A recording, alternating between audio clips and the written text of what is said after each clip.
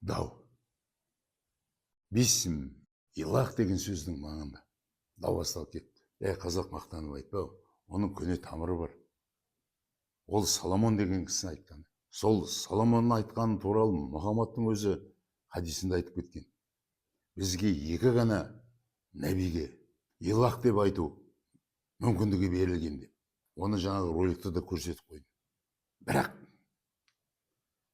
небір трактовкалар жүріп жатыр. Ойларына келгенін айтып жатыр. Ауыздарынан ит кіріп, шошқа шығып кетіп жатыр.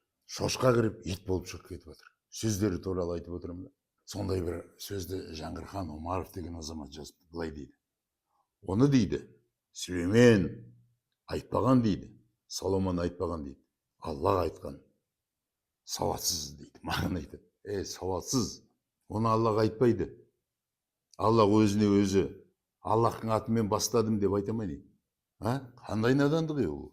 Өзің ойлашы. Сен айтасың. Илах деген сөзді Соломон айтпаған, Сүлеймен айтпаған, Аллах айтқан дейсің. Сонда Аллах өзінің сөзін адамзат баласына жіберерде, Мұхаммад Расулға жіберер кезде Аллахтың атымен бастаймын деп жіберген ба не? Өзінің атынан. Өзі керек етіп отырсың ғой сен Аллахты. Аллах өзінің атын өзі шақырған. Қалай сендер жәннатты аңсайсыңдар, түсінбей?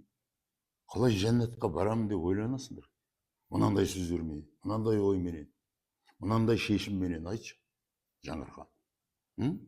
Қолдарыңда ұстап отырған кітапта оны Сүлеймен, оны Соломон айтқан деп жазып отыр. Жоқ дейсің сен қырсық, Аллах айтқан дейсің. Аллах өзінің есімін өзі шақырған дейсің. Қойсаңшы, күнәға батып қалдың ғой. Күнәң не? Күнәғар болып қалдың ғой. Екі иығыңда екі малика отыр ғой, амал дәптерін жазып. Мен Тәңірші саған айтып отырмын, олай деп айтпа. Айыпталып қаласың, қыл көпірден өткеніңде. Ана сойған көк қошқарыңда көмектесе алмай қалады сендерге. Саған тағысын, тағы басқаларға мына жерде быжынатып жазған, оны Аллах айтқан, оны Аллах айтқан. Бәрінің атын тізіп отырсаң, бір 200-ге жуық адам айтқан. Аллах айтпайды. Аллах өзінің есімін өзі шақыруы мүмкін емес. Болды осымен әңгіме. Одан ары қарай сесеке пекеке деген біреу жазды. Тоқтар Абыз ол сөзді адам аты айтқан, біліп қой. Содан жалғасып жатыр бүгінге дейін дейді. Міне тағы да ақымақтықтың көрінісі белгілі болып тұр. Адам жәннатта жаратылған. Оның әйелі қабырғасынан жаратылған. Сол әйел жаңағы адамды, шын мәнінде инсан Сафиолланы азғырады. Алманы жегізіп қояды. Алланың жанында жүрген, жәннатта жүрген адам алманы Алланың атымен бастаймын деп жеп қойған ба не? Иллах деп жеп қойған ба не? Ондай сөзбенен бастап алманы жесе, Алланың өзі риза болып, Раббының өзі риза болып, оны жаннатта қалдыру керек еді. О, керемет. Мен ойлаған ойды, менің заңдастырған ойымды дәл таптым. Сені кешірдім, дей салар еді ғой. Сенің келіп кеткен дәлеліңе сенсек. Сонда қалай? Инсанның жерге қуып жіберуіне себеп болған алманы бисмиллах деп жеген ба не? Қалай айтсыңдар білмеймін. Адам деген жазар кезде ойланады ғой.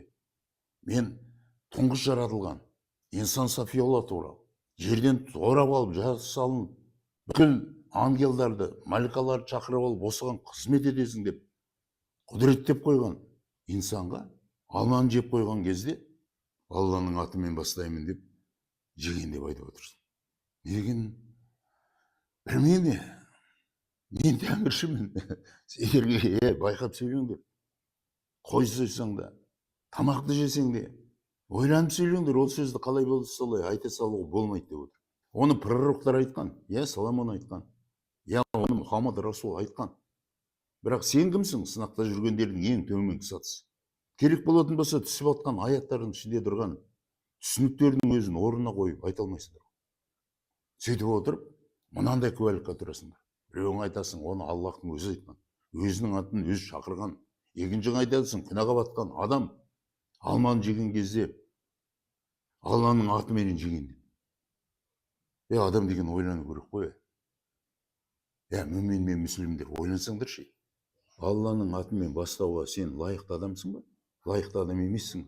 Айтарым былай, бисмиллах деген сөзді айтатын дәрежеге жетуің керек. Алланың атыменен істі бастаймын деген дәрежеге жетуің керек. Айтқан сөзіңнің 90% боқтықтан, қарғыстан тұратын болатын болса, аузыңнан ит кіріп шошқа шығып ататын болатын болса, сен қалай ол сөзді пайдалана аласың? Байқап сөйлеңдер. Қолдарыңда ол кітап бар. А оның ішінде қалай сөйлеу керек ережесі түгел жазылған. Қалай 5 уақыт сәлат оқуың керек екені, қалай мына сынаққа келген әлемде қалай өмір сүруің керек екені, қай уақытта Аллахтың атымен сөз бастау керек екені де толық жазылған. Тағы да айтатын, айтпа, Алла өзінің есіміне өзі шақырған деп айтпа. Адам ата, ана харам тамақ алманы жеп қойған кезде Алланың атымен бастаймын деп жеп қойған деп айтпа. Ұқтың ба? Болды осымен.